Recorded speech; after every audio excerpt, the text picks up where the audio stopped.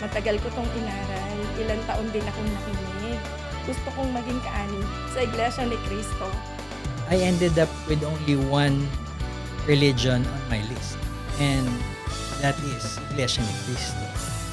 Pagtawag, i-convert story. Magandang araw po sa inyong lahat. Welcome pong muli sa ating programa, Ang Pagtawag, A Convert Story. Ako po ang inyong lingkod, kapatid na Mar Oriondo, at samahan po ninyo kami muli sa may kalahating oras na pakikinig sa mga natatanging istorya ng ating mga kapatid na tinawag ng ating Panginoong Diyos upang maglingkod sa Kanya sa loob ng Iglesia ni Cristo. At para po sa mga kababayan nating nakasubaybay, welcome na welcome po kayo sa programa nating ito. Binabati lang po natin lahat ng mga nakikinig sa kanilang radyo, sa INC Radio DZM 954 kHz, mga nanonood sa INC TV, at mga nanonood sa INC Radio YouTube channel. Hello po! Sana po ay nasa mabuti kayong kalagayan kasama ng inyong buong sambahayan. At para po ipakilala ang ating makakasama ngayong araw, ay pakinggan at panoorin po natin ito. Dating midweek worker o mas kilala sa tawag na pastora sa Born Again Church, ang ngayoy diakonesa na sa loob ng Iglesia ni Cristo na si kapatid na Priscilla Santa Ines Quitoles. Bilang isang industrial engineer, kasama ng kanyang sambahayan ay payapa nilang naisasagawa ang tunay na paglilingkod sa ating Panginoong Diyos. Bakit niya iniwan ang dating relihiyon at ang pangangaral doon? Bakit siya nagpasyang umanib sa Iglesia ni Cristo? Ating lalong kilalanin ang ating kapatid at alamin ang kanyang istorya ng pagtawag. Ama, panalangin ko ay tinggin. Ang makakasama po natin ngayon ay si kapatid na Priscilla Santa Ines Quitoles mula po sa lokal ng Taytay, distrito ng Rizal. At kapiling po natin ang ating kapatid ngayon. Magandang araw po, kapatid na Presi. Magandang araw po sa inyo, kapatid na Mar. Kumusta po kayo? Okay naman po kami sa awa at tulong po ng ating Panginoong Diyos. Kumusta po ang inyong pamilya? Okay naman po sila na kasama po din natin sa mga pagtupad po ng ating mga tungkulin. Ang inyo pong asawa po, ano po ang tungkulin? Pakilala niyo na rin po. Ang aking asawa po ay si Gilbert Quitoles. Siya po ay diakono sa lokal ng Taytay, distrito po ng Rizal. Ang inyo naman pong anak po? Ang aking pong anak ay nag-aaral po ngayon sa computer engineering po. Siya po ay may tungkulin na mga awit po at sa pagsamba po ng kabataan. Sige po, batiin din po ninyo ang inyong pamilya. Baka meron pa po kayong gusto pang mga batiin, lalong-lalo na dito po sa lokal ng Taytay. Go ahead po. Binabati ko po ang aking asawa po, si Gilbert Quitoles po, at ang aking pong anak, na Gian Paulo Quitoles. Maging po ang aming destinado po ng lokal ng Taytay, si kapatid po na Rico de Gras, at ang aming pong tagapangasiwa po ng distrito, ang kapatid po na Alfonso Aurico. Magandang araw po sa inyo. Maraming salamat po, kapatid na Presi. Nabanggit po sa unahan sa pagpapakilala sa inyo, kapatid na Presi, na kayo po ay sa mahabang panahon ay industrial engineer. Opo. Sa ngayon po, ano po ang inyong pinagkakaabalahan at ano po ba ang ginagawa ng isang industrial engineer? Sa ngayon po, ako po ay nagtatrabaho po sa isang private company po, account manager po sa engineering company. Kami po yung mga kumukuha po ng mga nakikipag-usap at kumukuha po ng mga projects. Nabanggit din po sa pagpapakilala sa inyo na kayo po ay naging pastora rin, kung Opo. tawagin, doon sa relihiyong pinanggalingan po ninyo. Opo.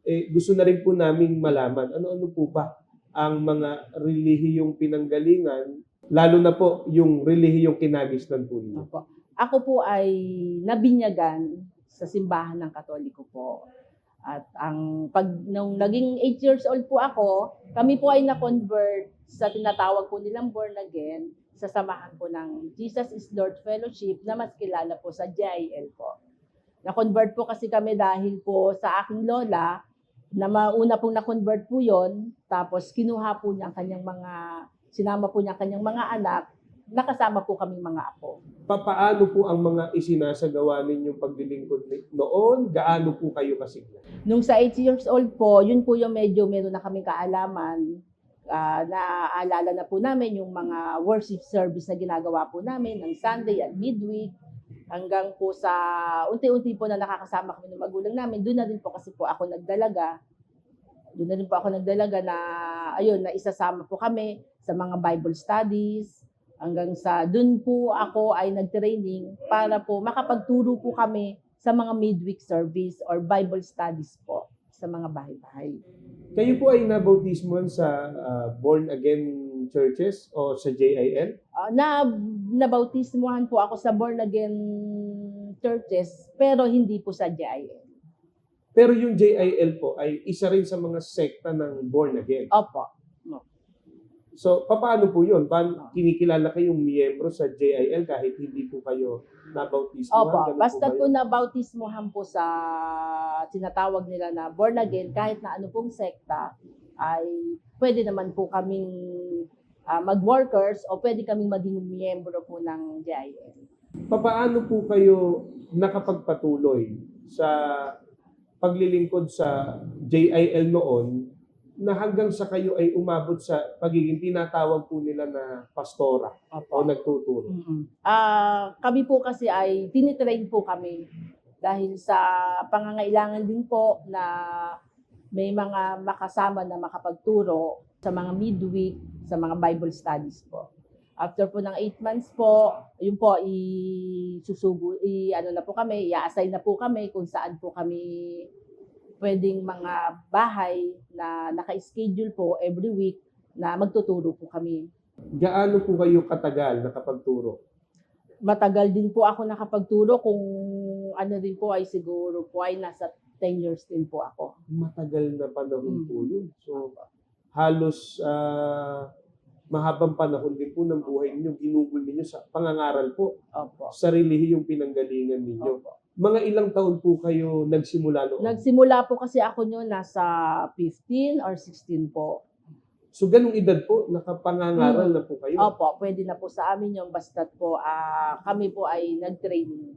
Nakakapagturo kami sa mga midweek or ang tinatawag po pa ay Bible studies sa mga bahay-bahay. Meron din po kami sa mga open area po, sa mga open court. Ang ginagawa po namin, kung ano po yung season ngayon, halimbawa kung Christmas season po, ang ginagawa po namin ay nandun po kami sa lugar na yun para po ituturo naman po namin kung ano po yung sinatawag na, kung ano po yung bakit may Christmas po ang mga Katoliko at ang mga born again. Ano po ang nasa isip po ninyo ng mga panahon na yon na kayo ay nagtuturo, nangangaral? Bakit ang tiyaga-tiyaga po ninyo at talagang sa mahabang panahon yun ang pinagsikapan ninyong gawin?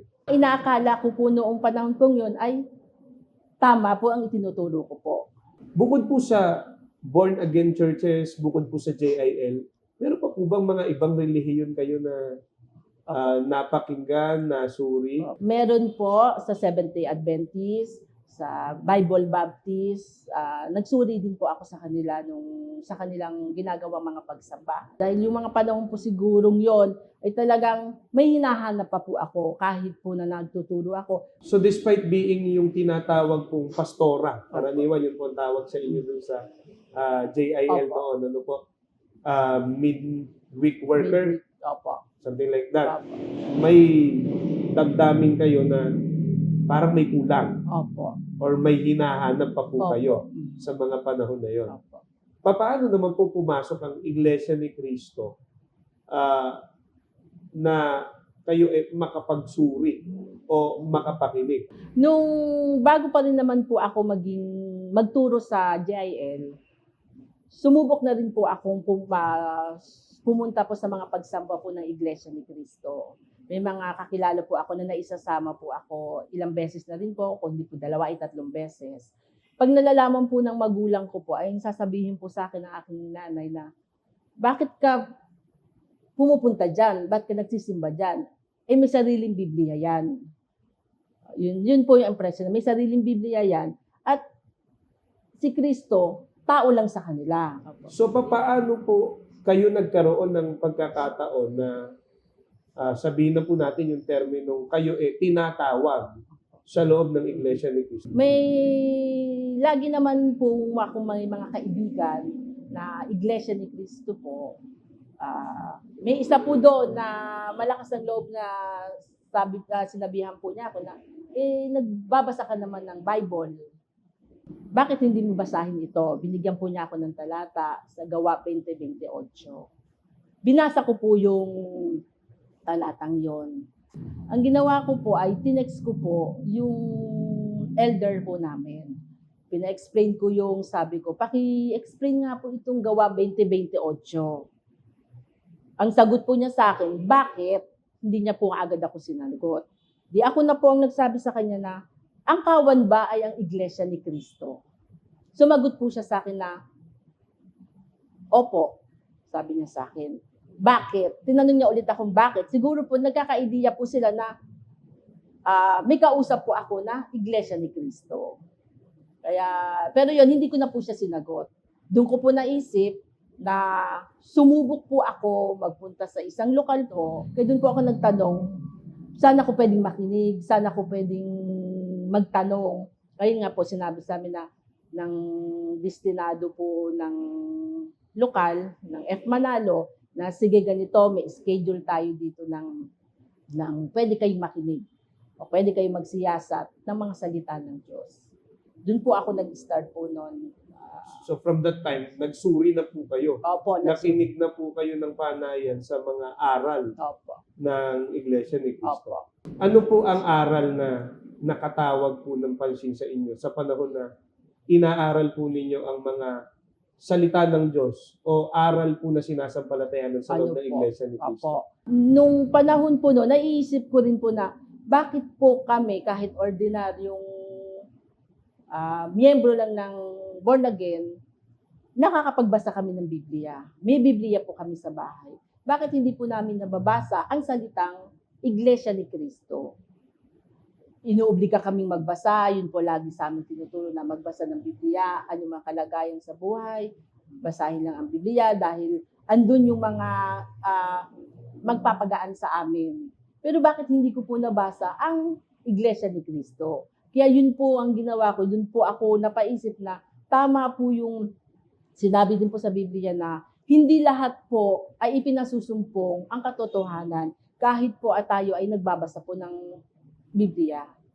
Na bagamat nag-aral, nabanggit nga ninyo, binasa ang Biblia, baka cover to cover pa. Pero ipinauunawa po yan ng ating Panginoong Diyos sa Kanya sugo. At sugo lamang po ang makapagtuturo, makapangangaral ng tunay na aral o kalooban ng ating Panginoong Diyos. So, paano naman po yung binabanggit ninyo na ang akala ninyo dati ang Iglesia ni Cristo mayroong sariling Biblia? Ano pong napatunayan ninyo? Ang inakala ko po kasi noon, may sariling Biblia po ang Iglesia ni Cristo. Kaya nasusulat doon ang nabanggit po ang Iglesia ni Cristo. Pero habang ako po ay sumasama sa pagsamba at nakikinig ng sisiyasat, doon ko po nakita na ang mga Biblia yun ay may iba't ibang salin lang po. Totoo po yung binabanggit ninyo, kapatid na Presin. Wala pong sariling salin ng Biblia ang Iglesia ni Cristo. Para po yan sa kabatiran ng ating mga kababayan. Kung gumagamit man po ng iba't ibang salin ng Biblia ang Iglesia ni Cristo, yun po ay para sa lalong ikauunawa ng mga salita o ng mga kalooban ng ating Panginoong Diyos. Subalit kailanman po, hindi po nagkaroon ng sariling salin o pagsasalin ng Iglesia ni Cristo ng Biblia. Ano po ang lubos ninyong naunawaan sa aral na itinuturo po sa inyo sa loob ng Iglesia ni Cristo? Lalong-lalo na po doon sa nakatawag pansin sa inyo nung una, yung ukol sa Gawa 20:28. Doon ko po nalaman na ang totoong kaligtasan po ay makikita lamang po natin sa pag-anib po sa loob ng Iglesia ni Cristo. Kung magsusuri lang po talaga, pag-aaralan po natin talaga, ay talagang wala pong makikita sa Biblia na ibang relihiyon na po pwede po or maliligtas po sa pagdating po ng ating Panginoong Jesucristo. Yung ukol po sa katanungan ninyo tungkol sa kung ano yung kawan yung ukol sa Iglesia ni Cristo. Lahat po ba ng iyon ay nasagot sa panahon po ng pag-aaral ng mga salita ng Diyos? Opo, nasagot po kung ano po yung kawan, ano po ba ang Iglesia ni Cristo, maging po yung ang ating pong Panginoong Hesukristo ay naintindihan ko rin na hindi siya taong ordinaryo, kundi tao na tagapamagitan po natin sa Ama at hindi po siya Diyos. Tama po. Yung binabanggit po ninyo, nakatala po yan sa unang Timoteo 2:5 na sinasabi doon, ang ating Panginoong Hesukristo ay taong tagapamagitan sa Diyos at sa mga tao. Kaya hindi po siya po pwedeng maging Diyos. At yung ukol naman po, sa binanggit ninyo kanina sa unahan, ang ukol naman po sa ang kawan ay ang Iglesia ni Cristo na pinatutunayan ng Biblia sang-ayon sa Gawa 20:28 ay siya rin tinubos. Siya rin pong binili ng mahalagang dugo ng ating Panginoon Jesucristo. Kaya tama po yung binanggit ninyo. Nakatitiyak po na magtatamo ng kaligtasan pagdating ng araw ng paghuhukom. Marami pa po tayong pag-uusapan, kapatid na Presi. Pero bitinin lang po muna natin saglit yung ating mga kababayan. Huwag po muna kayong aalis. Magbabalik po ang pagtawag pagkalipas lang po ng ilang paalala. Nagbabalik po ang pagtawag, Convert Story, at ang kasama po natin ngayon ay si kapatid na Priscilla Santa Ines Quitoles mula po sa lokal ng Taytay, distrito ng Rizal. Si kapatid na Presi po ay isang industrial engineer. Subalit tangi po sa pagiging industrial engineer ng ating kapatid ay sa matagal na panahon. Sa loob din po ng 10 taon ay nangaral siya o nagturo siya sa relihiyong pinanggalingan niya sa Jesus is Lord Fellowship o JIL bilang kinikilalang midweek worker o mas kilala po sa kanilang samahan noon o relihiyon na pastora. Sa kabila po ng kalagayan ng ating kapatid ay kinaawaan po siya ng ating Panginoong Diyos at tinawag po sa loob ng Iglesia ni Cristo. Lalo na nang maunawaan po niya sa mga pag-aaral ng mga salita ng Diyos ang ukol po sa Gawa 20:28 na pinatutunayan po doon na ang kawan ay ang Iglesia ni Cristo at ang Iglesia ni Cristo po ang binili o tinubos ng mahalagang dugo ng ating Panginoong Jesucristo at nakatitiyak po na magtatamo ng kaligtasan. Muli po nating kausapin ang ating kapatid. Magandang araw po, kapatid na Presi. Magandang araw po ulit sa inyo, Kamar. Kumusta po nung kayo nasa proseso na ng pag-anib sa Iglesia ni Cristo? Baka naman po naging madali ang inyong pag-anib o pagpasok sa Iglesia ni Cristo. Hindi rin po kasi una po ay paano ko po sasabihin sa aking mother na ako ay aanib na sa Iglesia ni Cristo. Na ako po ay nakikinig na, nagsusuri na, at talagang magdidesisyon na po ako na ako po ay mag-Iglesia ni Cristo. Hindi ko po talaga sinabi sa kanila yon na bautismuhan po ako, hindi ko po sinabi sa kanila yon. Hindi naman po sila nagtatanong kung saan ako pumupunta pag Sunday, hindi po sila nagtatanong kung saan po ako ma-attend. Pero alam ko po ay nakakaramdam na rin po ang aking mother na kasi hindi na po nila ako kasama. Hindi na po nila ako kasama sa mga pagsimba nila. Talagang wala na po, nawala na lahat. Hindi ko na rin po sinisipot yung mga Assignment po ninyo. mga kasama ko rin po kasi meron din po kaming mga tinatawag po nila doon na mga pagpupulong, mga meeting po namin. Hindi na rin po ako pumupunta roon. Pina-follow up po nila ako, tinitext po nila ako, nasan ka, ano nangyari sa'yo. Hindi ko po muna sila sinasagot.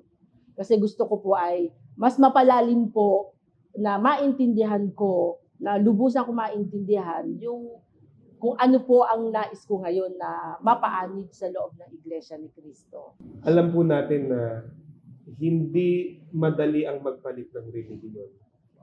Ang isa po sa maaaring pinaka mahirap na desisyon na gagawin ng isang tao sa kanyang buhay yung iwan yung kinagis na niyang relihiyon o kaya naman iwan yung sa matagal na panahon na kinasanayan niyang paraan ng paglilingkod sa ating Panginoong Diyos.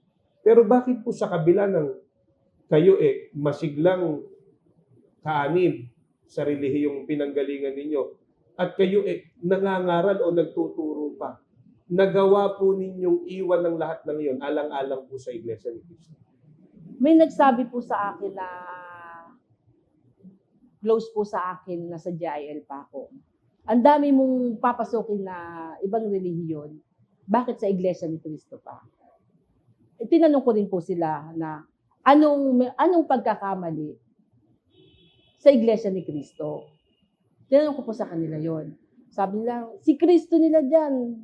Sabi niya, ang Panginoong Hesus Kristo nila dyan ay tao lang. Ang sabi ko nga, magsiyasat kayo, makinig kayo, hindi naman sinabing mag-iglesia na kayo kung kayo'y nakinig doon para malaman nyo ang katotohanan. Doon ko po naisip na aanuhin ko yung sasabihin ng ibang kasama ko dati sa relihiyon na born again, kung ang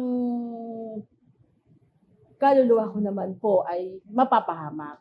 At yung time po na naisip ko rin po na gusto ko rin po ay ang mother ko ay makuha ko, yung dalawang kapatid ko ay makuha ko po. Siguro yun po yung hinahanap ko dati na kahit po ako po ay nasa born again, nagtuturo na, paulit ako naghahanap na sa ibang relihiyon. Ngayon ko po naintindihan na ito po yung hinahanap ko. Yung totoo na nagaling po sa Biblia, na yung totoo po na talagang tinatawag po ako sa loob ng iglesia para po dahil nandito po ang tunay na pagliligtas. At nandito rin po ang tunay na paglilingkod Opo. sa ating Panginoon. Yung po ang isa rin pinanghihinayangan ko na kung noong pa sana po ay nagpatuloy po ako, hindi po sana nasayang na nagtuturo po ako na may pagkakamali. Kailan po kayo nabautismuhan? Nabautismuhan po ako ng January 2002. Nung kayo po ay babautismuhan na, ano po ang pakiramdam ninyo noon? Lalo't kakaiba rin ang pinagdaanan ninyo at hindi po madali ang pinagdaanan ninyo.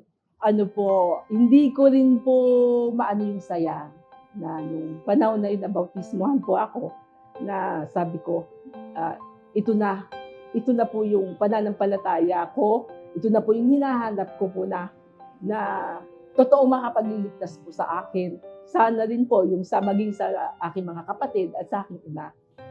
Sa pamilya po ninyo, ilan din ang natawag sa Iglesia ni Cristo? Ang natawag po sa amin ngayon ay ang aking mother. Before po siya mamatay nitong taon pong ito. Lagi ko pong panalangin na maikli na lang ang buhay. Sabi ko nga sa ama, gumawa na ng paraan para umanib siya. Kasi ang mother ko po ay workers din. Workers din po siya. Pagka sinasabi ko, matara, punta tayo sa pamamahayag. Hindi pwede, bawal sa amin yan. Yun ang sinasabi niya sa akin, bawal hindi yan bawal. Sabi ko nga. Pero nung bandang huli po, talagang ama na po talaga ang gumawa ng paraan.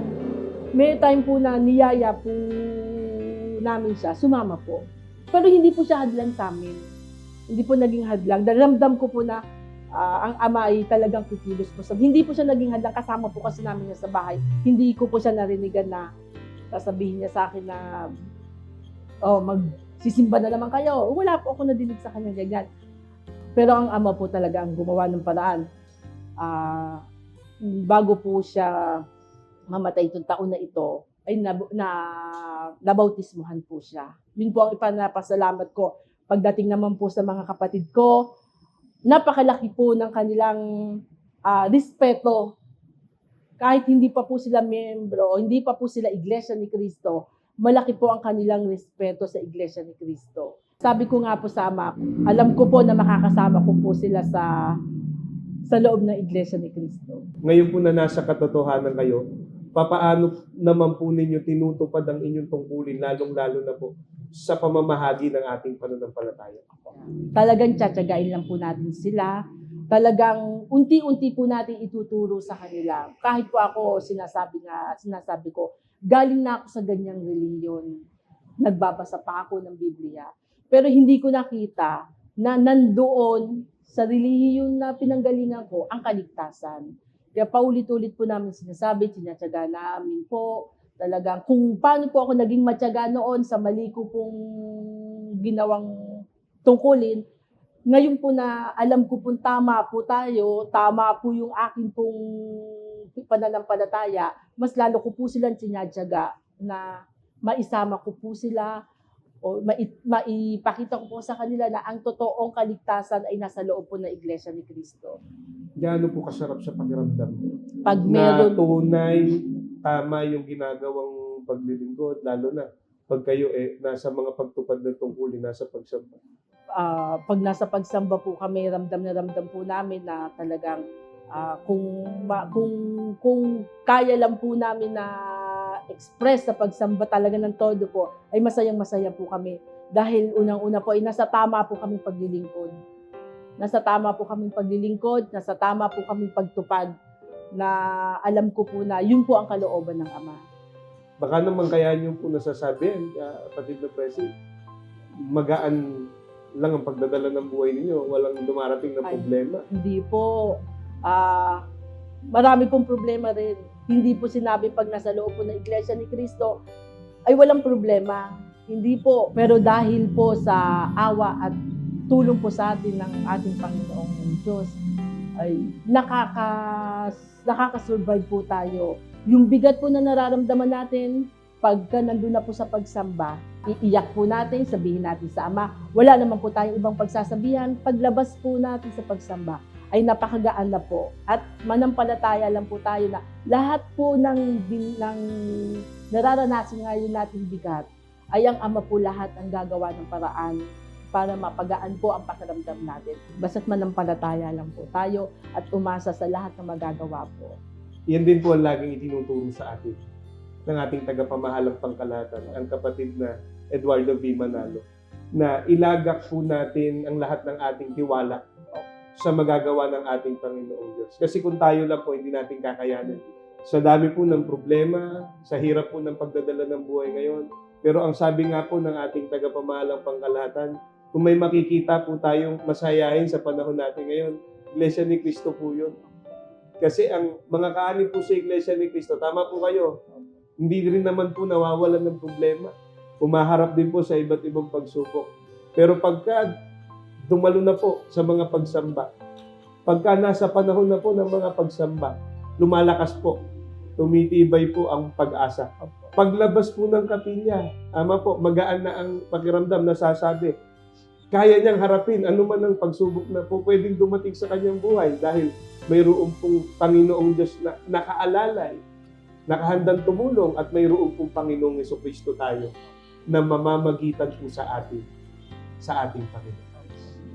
Kapatid na Presi, maraming salamat po sa pagpapaunlak at sa pagbabahagi ng inyong karanasan. Ang nakasama po natin ay si kapatid na Priscilla Santa Ines Quitoles mula po sa lokal ng Taytay, distrito ng Rizal. Ang ating kapatid po, kinaawaan ng ating Panginoong Diyos at tinawag po sa loob ng Iglesia ni Cristo dahil na rin po sa pagsisikap niya na malaman ang kalooban ng ating Panginoong Diyos. Sinuri niya po ang mga aral ng ating Panginoong Diyos na itinuturo sa loob ng Iglesia ni Cristo. At bilang dating kinikilalang pastora sa pinanggalingan niyang relihiyon o sa pinanggalingan niyang pangkatin ng pananampalataya, ay nagpasya po ang ating kapatid na iwan ng lahat ng iyon at umanib sa Iglesia ni Cristo sapagkat alam po niya, dito niya po matatamo kaligtasan. Sana po ang istorya ng ating kapatid ay nakapagbigay sa atin ng panibagong inspirasyon. At sa taong pong ito, manatili po tayong matatag at punong-puno ng pag-asa. Bago po tayo pasamantalang maghiwa-hiwalay, ay binabati lang po natin ang nangunguna, nangangasiwa po sa SEBC, ang SEBC President and CEO, kapatid na Angelo Eranio V. Manalo, at higit po sa lahat, ang ating pinakamamahal na kapatid, ang ating tagapamahalang pangkalahatan, ang kapatid na Eduardo V. Manalo. Maraming salamat po. May mga ganitong programa kung saan ay naibabahagi po natin ang mga natatanging istorya ng ating mga kapatid, kung papaano po sila tinawag ng ating Panginoong Diyos sa loob ng Iglesia ni Cristo. At sana po, lagi po ninyo kaming samahan sa programang ito tuwing Sabado po sa INC Radio at sa INC TV. Ito po ang Pagtawag, A Convert Story.